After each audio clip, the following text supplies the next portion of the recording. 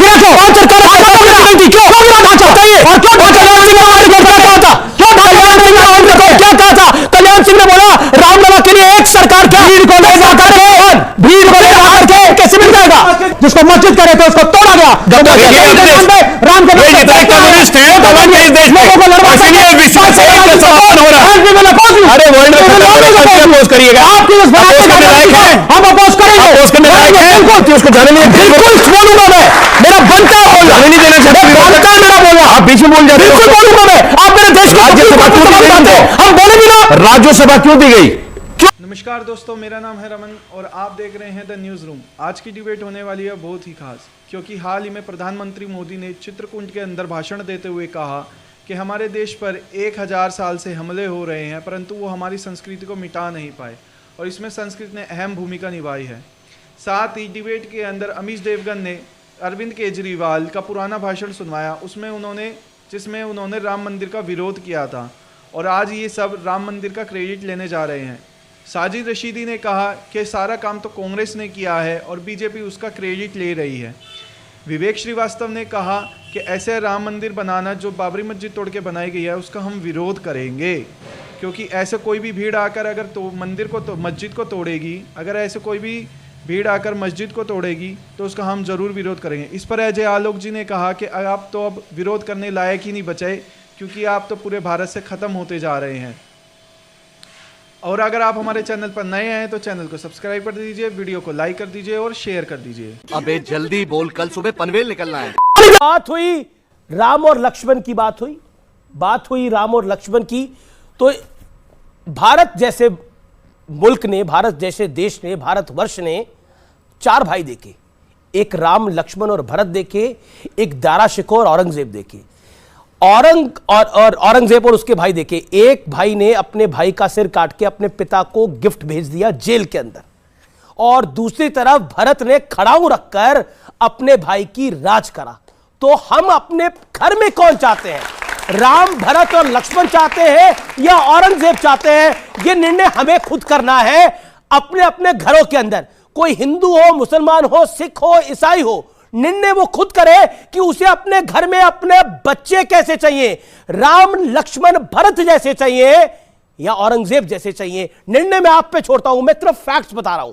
प्रधानमंत्री मोदी ने चित्रकूट में कहा और बड़ी महत्वपूर्ण बात बोली, और प्रधानमंत्री ने बोला कि संस्कृत जैसी भारत की संस्कृति को पिछड़ा बताने वाले 1000 साल से हारते आए हैं और आगे भी हारेंगे।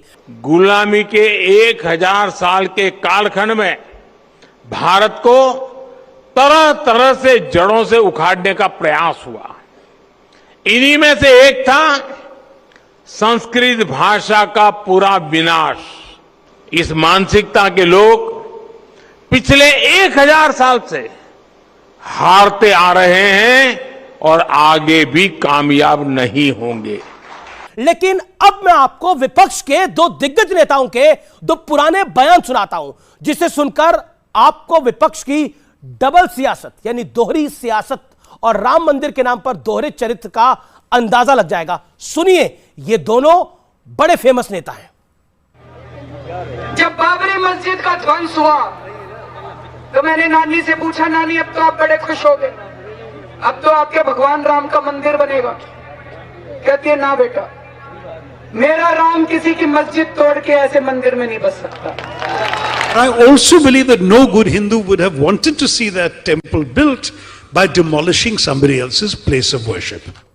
जी, अब दीपांकर, सारा काम किया है कांग्रेस ने, जैसे अभी शादाब चौहान ने बताया, सारी दुनिया जानती है, लेकिन कांग्रेस उसकी मार्केटिंग नहीं कर पाई। बीजेपी ने मार्केटिंग कर ली और उस मार्केटिंग का फायदा उठाकर जिस जज ने उसका फैसला सुना उसको राज्यसभा दे दी। आप कह रहे कांग्रेस मार्केटिंग नहीं कर पाई, इनडायरेक्टली आप कह रहे कांग्रेस में अक्ल नहीं है, मतलब यही कह रहे हैं। अगर मार्केटिंग ना करे आदमी, क्या कह रहे हैं आप? अगर कोई मार्केटिंग करने वाला अच्छा ना हो तो बेवकूफ होता है। तो फिर अब क्या कहना क्या, बताइए ना मुझे, कहना क्या चाह रहे हैं? आपका जो विश्लेषण है, नहीं मेरा विश्लेषण नहीं, मैं तो सवाल पूछ रहा हूं आपसे। अगर कोई अपने प्रोडक्ट की मार्केटिंग अच्छी ना कर पाए तो वो बेवकूफ है। ओके, मेरा बड़ा ये पता नहीं कौन से वो लेके आते हैं। ठीक है। अच्छा, इन्होंने कांग्रेस पार्टी को बेवकूफ कहा है, उससे मुझे मतलब नहीं है। देखिए, हमारी संस्कृति, जो प्रधानमंत्री जी ने भी कहा है कि 1000 साल से लोग कोशिश करते आए कि संस्कृति को नष्ट करने की, तो इसका क्या मतलब है? ये हमारे अजय भारत की संस्कृति है जिसमें पूरा हिंदुस्तान शामिल था, जिसको हम अखंड हिंदुस्तान कहते थे, जिसको इन जैसे लोगों ने बांटते बांटते बांटते करके अब इतना छोटा सा कर दिया है। लेकिन हमारी संस्कृति खत्म नहीं हुई। और ये देखिए कम्युनिस्ट जो खुद खत्म हो रहे हैं, बीच में चिल्लाना शुरू, कम्युनिस्ट बीच में से चालू हो गए। आप क्या कह रहे हैं? इनका अस्तित्व है नहीं। पर ये तो प्रधानमंत्री ने नहीं बोला। आप क्या कह रहे हैं? सरकार की परमिशन के, बिना एडमिनिस्ट्रेशन की परमिशन के अगर एक भीड़ जाती है, चाहे मस्जिद हो या मंदिर, और उसको तोड़ती है, विध्वंस करती है, नारे लगाती है सिर्फ पॉलिटिकल गेन्स के लिए, क्या वो सही है? आपको अगर आपको उस मस्जिद को हटाना था, कोर्ट के थ्रू हटाते। समर्थन कर रहे थे, आप भीड़ लेकर के गए, आप भीड़ लेकर के सरकार गिरा दी गए और आपने उस स्ट्रक्चर को तोड़ा, वो गलत था। सेवकों पे गोलियां चलाई, वो ठीक है। And I am saying that it was unconstitutional.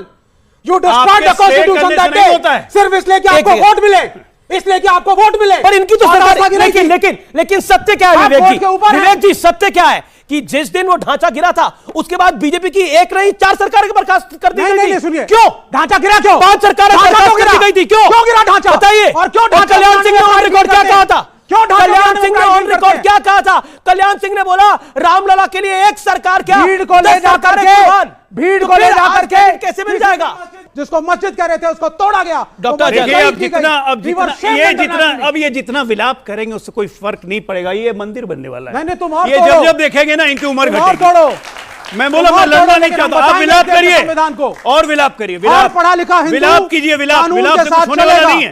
सच्चाई है कि राम मंदिर बनने जा रहा है। Every educated Muslim in Pakistan you got your is with a time. secular Vivek ji, constitution. my humble submission, you got your time. Let him respond. 40 Amit ji, seconds. आज की तारीख में जो आदमी खुद कहता है कि मैं एथिस्ट हूं, नास्तिक हूं, मैं हिंदू धर्म में हूं लेकिन हिंदू धर्म मानता ही नहीं, उसे क्या बात करना है भाई? तो क्या हम लोग अपने श्रद्धा को मानते हैं, हमारे श्रद्धा का अपमान करने के लिए बैठ गए, हमारे श्रद्धा का अपमान करने बैठ गए। आपको नहीं, अरे कंट्री के, आपका कंट्री, दुर्भाग्य है कि आप इस देश के, दुर्भाग्य है कि आप इस देश के, आप कम्युनिस्ट, आप कलंक है इस देश का, कलंक है इस देश पे। ये जितने कम्युनिस्ट हैं कलंक है इस देश पे, और इसीलिए विश्व से इनका समापन हो रहा है। अरे वर्ल्ड में खत्म हो रहे कंट्री अपोज करिएगा, अपोज करने लायक है, हम अपोज करेंगे, अपोज करने लायक है। बिल्कुल कि दुर्भाग्य से उस वक्त की सरकार के दबाव में सुप्रीम कोर्ट का एक ऐसा फैसला आया जिसके नतीजे में सुप्रीम कोर्ट सरकार के दबाव में था। ये बड़ा आरोप लगा रहा है। बोला मत कीजिए बीच में। बोलूंगा मैं बीच में। आपकी बात, आप कह रहे हैं सुप्रीम कोर्ट दबाव में था और आप कह रहे हैं भारत के संविधान को आप मानते हैं। होती है उसको जाने नहीं देते। बिल्कुल बोलूंगा मैं, मेरा बनता है बोलना। जाने नहीं देना चाहते, मैं बनता है मेरा बोलना। आप बीच में बोल जाते हैं। बिल्कुल बोलूंगा मैं। आप मेरे देश के सुप्रीम कोर्ट में सवाल उठाते हैं, हम बोले भी ना। राज्यसभा क्यों दी गई? क्यों नहीं दे सकते? क्यों दी गई? क्यों नहीं दे सकते? बताइए आप नागरिक नहीं है क्या? उससे पहले राज्यसभा नहीं मिली है लोगों को। उससे पहले सुप्रीम कोर्ट के जज को राज्यसभा मिली, फिर इस्तीफा देके फिर लोकसभा लड़वाया, यहां तक कि ये हमें ज्ञान दे रहे हैं और कहेंगे संविधान की बात मानते हैं। लेकिन सुप्रीम उम्मीद है आपको हमारी वीडियो अच्छी लगी होगी, तो वीडियो को लाइक कर दीजिए और शेयर कर